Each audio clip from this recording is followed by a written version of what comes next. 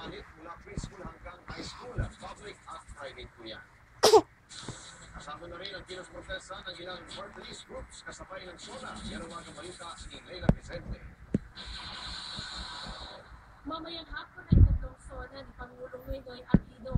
Pero malaking palaisipan pa sa marami kung ano ang nilalaman nito.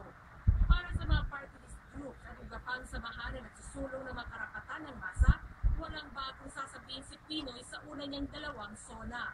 Pagmamalaki niya yung tingin niya itagumpay niya sa dalawang larangan ng kanyang programa. Sabi niya ay laban sa korupsyon, pangalawa ay lumago ang ating ekonomiya, pero nanatiling mahirap ang masa kasi nga ang pag-unlad na ito ay nananatiling nasa tuktok, hindi nasa ibaba.